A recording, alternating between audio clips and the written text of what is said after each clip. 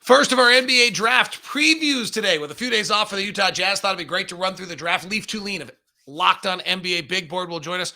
We'll look at the tiers of the draft. Where are the spots that it matters? What if the Jazz take 7 versus 14? What could the Brooklyn, Philadelphia, Houston pick yield? What will the Minnesota pick yield? What are some names we should think about looking at the NBA draft? We'll do that coming up with Leif Thulin. I'm David Locke, radio voice of the Utah Jazz, Jazz NBA insider, and this is Locked On Jazz, your daily podcast on the Utah Jazz, giving you insight, expertise, geeky numbers, and hopefully making it way better to be a Jazz fan each and every day. Thanks so much for making Locked On Jazz your first listen of the day. We are free, available on all podcasting apps as well as on YouTube. Join the community, join the conversation over on YouTube as well. Today's show is brought to you in part by FanDuel. FanDuel, the official sportsbook partner of Locked On. Make every moment more.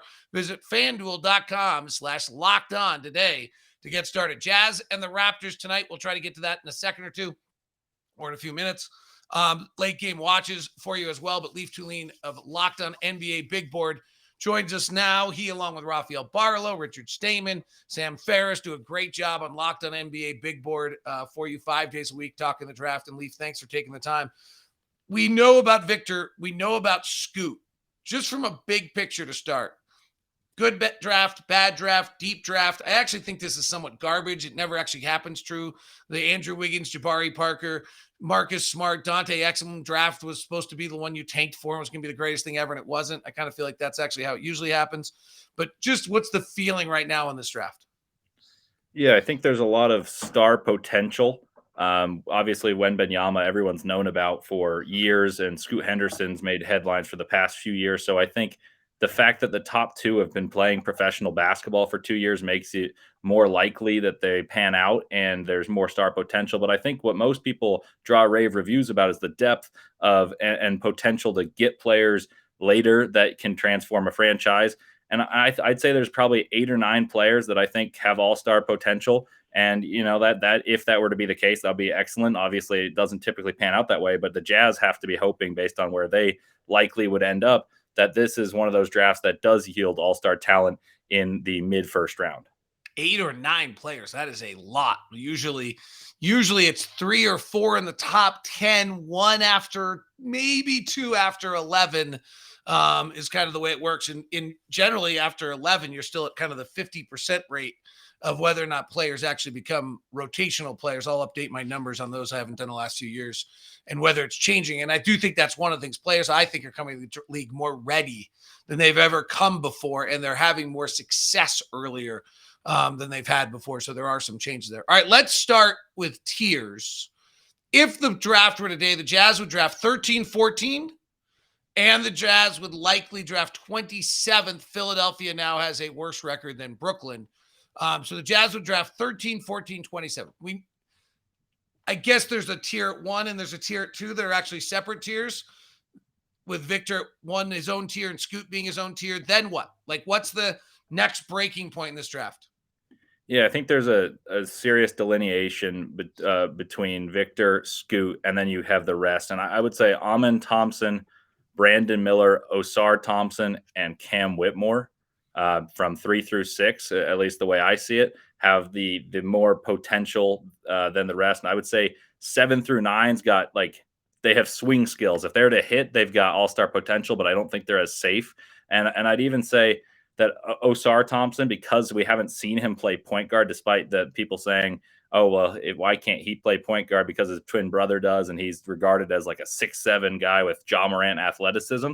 I don't see the terrible likelihood that he's bad at point guard, but because he's more of a curiosity at that position, there's a little bit more of a thought where he has bust potential despite enormous potential as well on the flip side. So the reason I say 8 or 9 all-stars. Let me interrupt you for a second, because I am a pure novice on the draft as of this point. I have not gotten to the point where I'm ready to start digging in.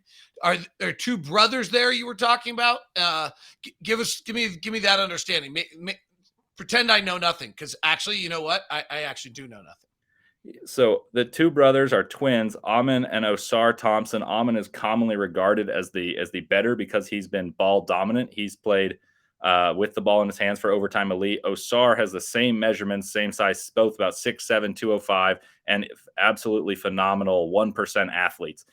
Their shots are the concern. They both have fundamentally all right jump shots. They just have not yielded results to the tune of playing against inferior competition, still shooting sub 30% from three, but they're able to get to the rim at will, create, and be defensive pests. Both of them are regarded as top 7 picks by most. I have both in my top 5. And then the other guy that is really climbing up boards, which makes me pleased, and obviously you have to see down the road, is Brandon Miller, who's kind of drawn comparisons to a slightly less athletic Paul George, someone who's long, lanky, creates space, and has a beautiful jump shot. And he plays for Alabama, who's one of the top 5 teams in the nation.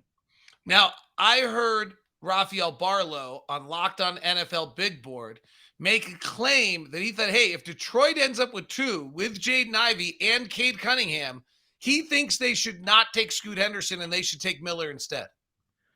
And that makes sense from a positional side. You determine it differently with different front offices. Troy Weaver tends to take best available, and that's why he took Jaden Ivey, even though there was other players available when they already had Cade Cunningham. But now that would be such a surplus of guards. I really do think that's plausible. Brandon Miller is a smooth shooting wing, and that really fills a need for their long-term potential. But I think they think he could be right away better than Sadiq Bey. Okay, one thing that's interesting is we have these G League Ignite guys like Scoot Henderson, Jalen Green was one of those. We now have the Thompson twins who you talked about, which is a reference you don't get, but anybody who's 40 actually laughed, maybe 50, laughed at that Thompson twins concept. It's a band. Look it up sometime, Leif. What do we think of Overtime Elite? Does G League Ignite, Overtime Elite, do any of these have any negative or positive impact on whether you draft a player? Well, I think G League Ignite gives you better competition than college basketball, and it allows you to be thrust in the fire. And I think a lot of these players that came from G League Ignite in recent years go to the NBA more prepared than a guy going from college into the NBA. An example of this is Marjan Beauchamp, who's really made himself a rotational piece for the Bucks, even though he was drafted 23rd and because he didn't shoot well. Jaden Hardy's another example, 37th pick in the draft last year, and he's on the Mavericks and he's getting playing time. And I think he hasn't had to adapt to the speed of the game, which is, I think, the advantage of the G League. You play better competition, you athletically, you figure out how to play with the speed of the NBA athletes because you're playing with just as good athletes or very close to. And then Overtime Elite, no one's played there. Dominic Barlow was on the Spurs Summer League team, and that was the only guy that's had any NBA experience whatsoever. So this is a trial by fire when you take the Thompson twins in the lottery, because they have athletic talents that you can see through a screen that are elite, maybe even 1% in the NBA, but you don't know how well their competition impacts their game. Do they just dominate off athleticism, or is there guile to their game, and what is there and what will be developed? And I think a lot of people have to believe in their developmental staffs and take a leap of faith when you draft the Thompson twins, because there's raw potential that's yet to be tapped when playing inferior competition. Okay, you say there are, how many All-Stars do you think there are potential? Is a huge number. Give me that number again. I would say 8 that are potential. I wouldn't bet on that necessarily, but I would say there's guys I would say there's 8 players I think have the potential to become All-Stars. And you think they will be drafted, the last 3 of them will go what picks? So I would say probably towards the end of the lottery. Maybe a guy like Anthony Black would be one of my last ones, and I'd say he's going to be around the 10th, 11th pick, and the ideal target for the Jazz. And then I would say there's a few guys that, if they find the right role, such as like a guy like Terquavion Smith, who Rafael Barlow compares to a guy like Jordan Poole, he's got the potential, and I'd say he's probably picked around 17th, 18th. So I'll say somewhere around that range, just outside the lottery. Okay. All right. As we speak, if the draft went as expected and lottery went, the Jazz would pick 13th and 14th, taking Utah and Minnesota's picks. Frankly, I watched Minnesota a lot recently. I think they're about to click in. I think they're going to have a good little 18-12 run here for their final 30 games. And I think that they'll be a high level playoff team. They look really different. Jazz on the other end could really drop. So here's one of the questions, Leif. How dramatically different? I think there's a chance the Jazz could very easily get to the 6th pick of this draft. without a lot of difficulty, right? If you look at I think, depending what Toronto does, or Indiana seems to be in with the Miles Turner signing. If one or two moves, the Jazz, I think, can find themselves ahead of everybody but Orlando, Charlotte, Detroit, San Antonio, and Houston. The Jazz at 6. How big a difference if the Jazz are 6? How big a difference if the Jazz are 10? And how big a difference if the Jazz are 13? We'll touch on that next, as well as some names for you to get to know if you're a Jazz fan, specifically considering where the Jazz are. Those are the next two things for Leif Thulin. Locked On NBA Big Board is the show. It's available for you. Rafael Barlow is the main host. He's traveling all across the world, scouting players. Then Leif, along with Richard Stamen and Sam Ferris, do a wonderful job complimenting the amazing work of Rafael Barlow. They call Leif the grinder because he's out there doing it all the time, finding, watching film, doing all of it. Today's show, Wednesday edition of the show, brought to you by my good friend over at Intercap Lending, Steve Carter, and the group there. He's our own personal loan officer at Locked On, and want to give you the opportunity. If you're looking for a loan right now, there's nobody better than Steve Carter. There's no company better than Intercap. Steve's our own personal loan officer. The reviews we get time in and time out are just remarkable of the customer service, and there's nobody I feel more comfortable sending them to. So you can reach Steve directly if you want to. Make sure you mention you were Locked On and get the discount at 385-800-8528. That's 385-800-8528. Or you can just email me, and I'll set you up with Steve and the group. I do want to mention one thing that's going on over there. Brock Worthen and the group have put together, and that is with what's going on in the world right now. Free Fi is what they're calling it. And what that is the program allows you to buy a home using Intercap Lending from now until March of 2023 and have the ability, when interest rates dip, to take advantage of a refi, and they'll waive all lender fees for the refi. You do have processing and underwriting fees, but you will have they'll waive all the process escrow. You will still have, escrow, taxes, insurance stuff, but they will waive all of their fees. So if you're on the fence, right now is the time to do it, because that refi is valid till March of 2025. So you have over 2 years to take advantage of the Free Fi program for our friends over at Intercap. Today's show is also brought to you by FanDuel, the new official sportsbook of Locked On. FanDuel is ready to get your Super Bowl party over the top. America's #1 sportsbook, and it's even better than ever before. As FanDuel, if you're new to FanDuel, they've got some great features to make betting super fun and easy. Listen to this. Download FanDuel now so you can bet Super Bowl 57 with no sweat first bet. You'll get up to $3,000 back in bonus bets if your first bet doesn't win. FanDuel will let you bet on anything from money line to point spreads to who will score the first touchdown. FanDuel Sportsbook app is safe, secure, and super easy to use. Best of all, you can get paid your winnings instantly. So join FanDuel today at FanDuel.com/LockedOn to claim your no sweat first bet on Super Bowl 57. That's FanDuel.com/LockedOn. Make every moment more with FanDuel, official sports bet partner of the NFL. Leif Thulin of Locked On NBA Big Board is with us. You might as well make him your second listen today. Locked On NBA. What's been going on the show this week? You got any fun stuff for us? I'm up later this week, so I haven't caught up, but I'd imagine they're kicking in same type of topics. You get more and more content for Rafael Barlow and the creativity, and I think they're going to talk about the delineation of the draft and how, there's different quality of picks. Once you get from 6 to 10, like we're about to head into, I think there is a superstar and an all-star delineation, and then a role player. And so I think the more you listen, the more you'll hear topics like that about not only the Jazz, but every team in the NBA and how they can approach the draft. All right, what is the difference? If the Jazz trade deadline, they get value, it ends up hurting them a little bit, they end up slipping all the way to 6, somewhat likely scenario possible. Likely scenarios also, they make a few trades, they end up kind of hanging where they are at 10. There's a deal or two on the table that might make them a little better. What's the difference if they're drafting 6, 10 versus 14? Yeah, I think at 6, you have a chance at getting Osar Thompson. You've got a chance that if Brandon Miller doesn't test well, that he could slip. Right now, he's trending towards the top 5, but 6 is not much different than 5. And Cam Whitmore is really starting to play well after a thumb injury sustained at the beginning of the year. He's on Villanova, and Villanova is typically not one and done. He's being well schooled on the fundamentals of basketball, but his athleticism is jaw dropping. He He's a smooth jump shooter, and he's got rim rocking a potential. And I think he's a guy that people, because of Villanova's struggles, because they're considered so good every year, and that they're forgetting as good as he is as a prospect just because of the team struggles, which typically elevates people. That's why Brandon Miller's taken such a leap, because Alabama's been top 5 in the country good. But I don't think there's that much of a delineation between Brandon Miller and Cam Whitmore, and Whitmore may have even more potential down the road. I just think his floor is slightly lower. And then if you were to get to number 10, I think there's guys like Cason Wallace, Anthony Black, guys that would not necessarily be your primary option on a team that can really fill multiple roles. Those are both defensively oriented guards. Cason Wallace from Kentucky, Anthony Black from Arkansas, both big lead guards who have the potential to play the 1 and the 2, can defend at an elite level and really get to the rim. And for Anthony Black, who is a guy I've had my eye on for the Jazz specifically, is someone who, that can play the point guard, defend 1 through 3.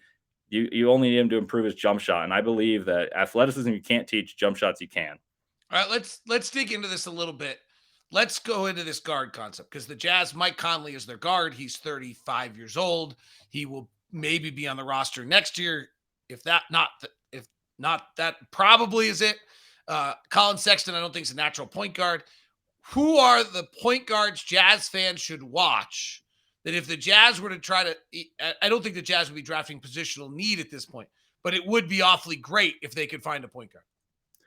Yeah, so I think the pipe dream would be Scoot Henderson. Obviously, that's unrealistic. Amen Thompson, there's a chance if you get to 6 that he could slip if he really struggles, because he's a phenomenal athlete, 6'7", elite rim touch guy, paint touch guy who can really finish at the rim. And then I would say the most realistic options would be Anthony Black, Keontae George, Cason Wallace, and Nick Smith, which are all, as of my big board right now, 8, 9, 10, and 11. And so I think those guys are reasonable. In order, Anthony Black, 6'7", defensively oriented guard from Arkansas, who's really struggling shooting the 3 right now, but the team that he plays for really struggles as well. So he gets to the paint. He's a walking paint touch, puts pressure on the rim, and he's defending the best player. I can't take my eye off him when I watch him. Nick Smith is his teammate for Arkansas, and part of the reason Black's burden is so large is because he's been out with an injury, but he was regarded as a top 5 pick entering this season, but he hasn't played very much and didn't play particularly well coming into this. Cason Wallace is a coach's dream. He's compared often to Drew Holiday or Marcus Smart, a defensively oriented guard who excels putting pressure on the ball and has shot the 3 very well, but his free throw has not been good, which is often a good indicator of his true shooting ability. And then the last one is Keontae George, who is more of a 2 guard, but you could see him transition into a role similar of that of Jamal Murray, someone who's got the ball in his hands. He's not necessarily your primary facilitator if you're looking for a true point guard, but the guy just is wired to score, and he plays for Baylor, and he is going to run away with the freshman of the year in the Big 12 for a top 10 team. If we look specifically at the Jazz, Walker Kessler, I think, is a piece that is not very malleable. Like, he's playing center, and it would be unlikely that the Jazz go try to add another center, I think, at this point. He certainly seems like he's a 25 to 30 minute a night center in the NBA. Lowry has the ability to go do whatever you need him to do. Like, I actually have said this before. I actually think he's the backup center at some point. Like, I wouldn't be surprised if Walker Kessler and Lowry Markkanen are your 48 minutes of center, that Lowry plays a stretch 5 in those other minutes. He rim protects fairly well. This means that, like, in that other realm for the Jazz, like, they can add just about anything other than like a drop big. I kind of think anything's in play for them. And if a drop big's, it would be just surprising to me if they were to take a drop big. So who are some of these other, with this kind of flexibility, who are some other names the Jazz fans should and schools that Jazz fans, hey, if this is on, you might want to watch? Yeah, so those players, Keontae George, Anthony Black, Cason Wallace, Nick Smith, are the guards. Cam Whitmore and Brandon Miller are the wings that I would really think are pipe dreams for the Jazz. Whitmore from Villanova, as I mentioned briefly, elite athlete who's got good shooting ability, and I think he could develop into more of an isolation player, and a better one, because Villanova is very swing the ball fundamental. Brandon Miller's the pipe dream, compared to a little bit less athletic Paul George. And then into some of those later picks, I agree with you that the T-Wolves likely will make a push and be like a 6-7 seed, and so that could be further down. So some players from less prominent schools. Jerace Walker for Houston, obviously that's a very good basketball school, but not as big a name. He's a power forward that's got a body. He kind of looks like Paul Millsap did coming out. Rugged, tough, can shoot, can pass, and he's playing a complementary role that is likely what his role will be in the NBA, but he's got more to his tool bag than Houston allows him to see. A guy like Chris Murray would be a pick. He's the twin brother of Keegan Murray. Chris Murray is a left-handed version of Keegan. They're very, very similar players. Keegan, I think, is slightly more athletic. And then a few players that I would keep your eyes on, and it really depends what you view them as, is Maxwell Lewis from Pepperdine. Small school. Think of Jalen Williams and the way he burst on. They're different players. Williams, and this is the Santa Clara Jalen Williams.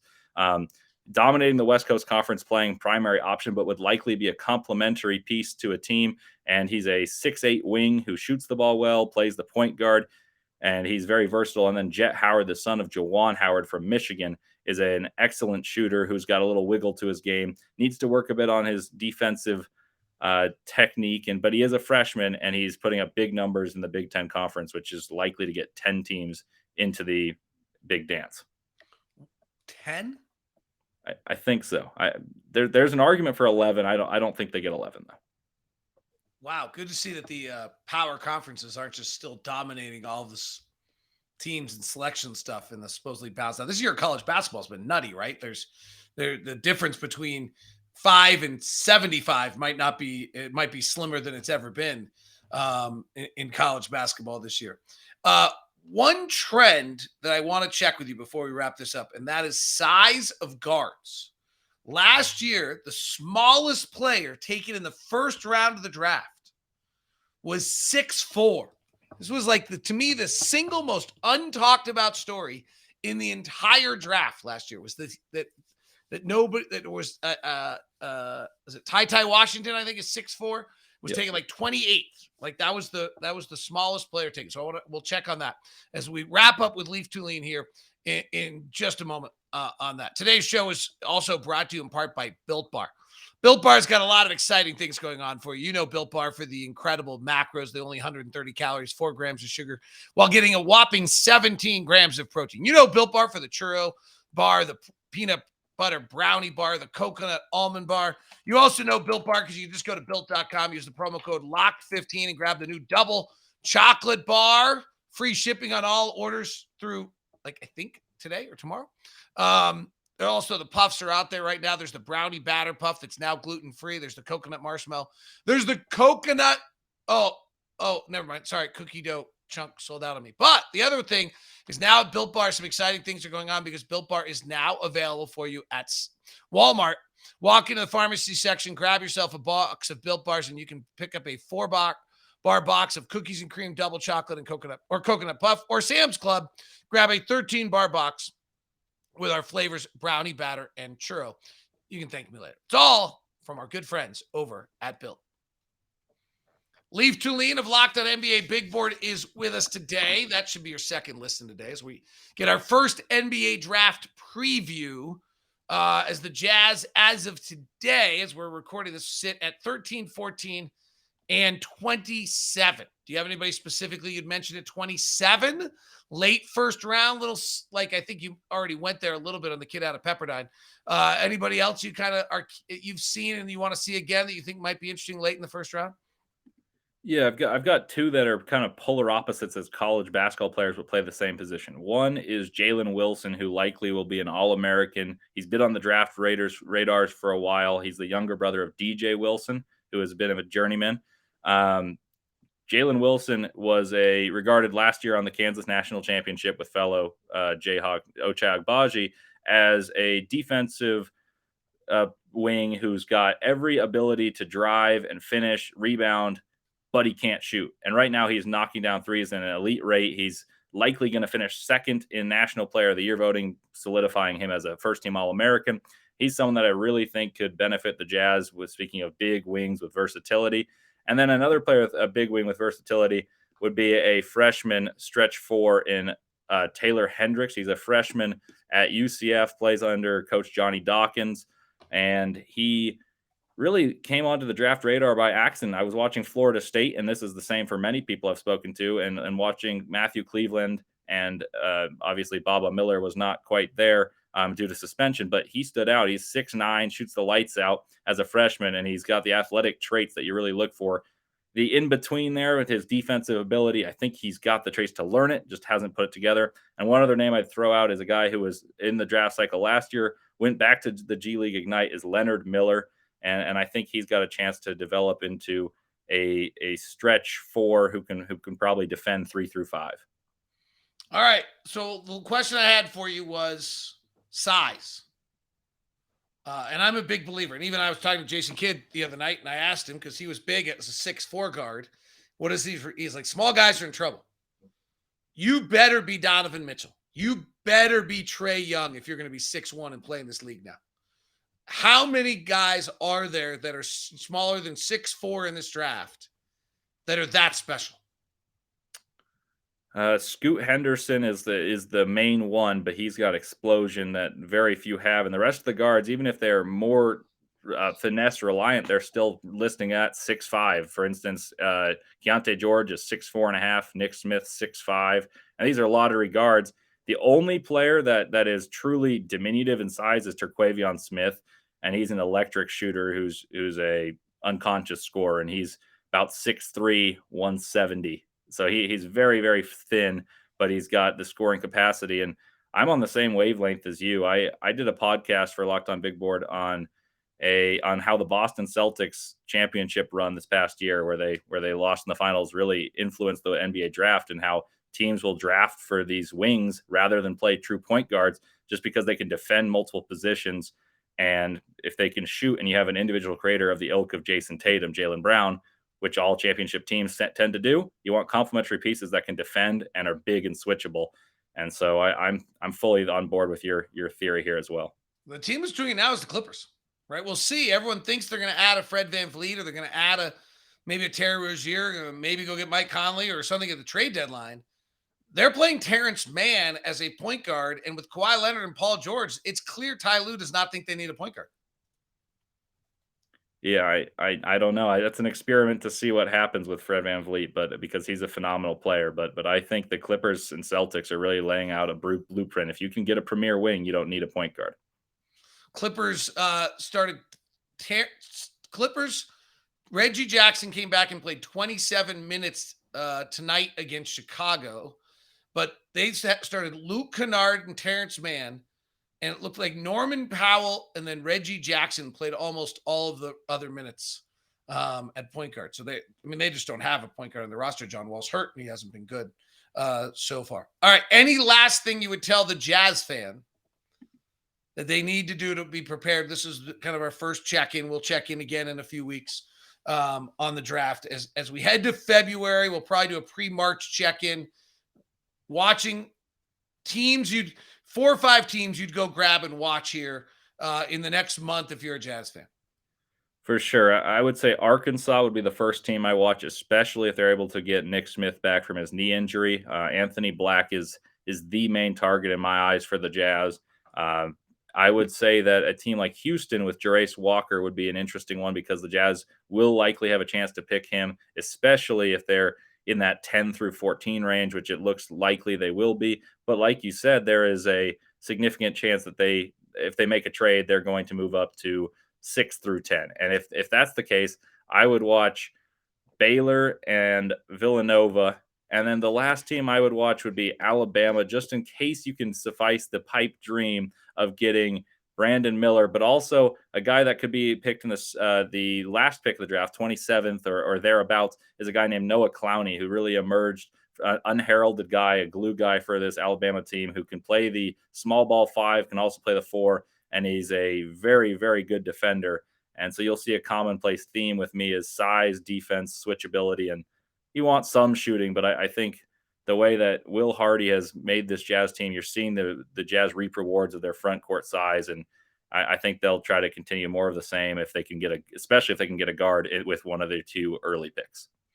Leif, thanks for the time. You, Raphael, Richard, Sam, do great work at Locked On NBA Big Board. We appreciate your insight, your knowledge of the Jazz, to give us a little bit draft preview here as the Jazz get ready for the Raptors tonight, which is another team that's tried this 6-7, except for they have Fred VanVleet. I actually almost argue that I can't tell if the Raptors have a lack of shooting or they have a lack of versatility. Sometimes I watch the Raptors. I think they wish they could play another way, and they simply can't. They only have kind of one way they can play, and at times I think it hurts them. Well, it certainly did late in the Phoenix game the other night, so we'll see on that one tonight. Leif, thanks very much for the time. Thank you. That is Leif Thulin, Locked On NBA Big Board. This has been Locked On NBA. So I'll do some late game watches for you. Updates Thursday from what I saw last night. We'll have Raptors breakdown for you tomorrow. I do think it's an interesting one to watch tonight. The Raptors are going to switch 1 through 5 most of the night. They'll do kind of the same thing Brooklyn did that caused us so many problems. So how do the Jazz adapt and change with that? The other thing that's interesting about the Raptors in tonight's ball game for you is at Toronto, they're the 11th ranked offensive team and the 17th ranked defensive team. Then if you kind of look at them more recently, they've really begun to have some defensive struggles at times. They are the 22nd ranked defensive team in the last 2 weeks and the 7th ranked offensive team, which is strange because that's not what you'd really expect out of this team. The other one that's interesting on them is that they should have won 27 games and they've only won 23. They're the team that's most underperforming their expected win value, which means they're probably a lot better than their record. All right, that is Locked On Jazz for the day. Appreciate you tuning in. Hope you enjoyed Leif, and catch him on Locked On NBA Big Board. Have a great day.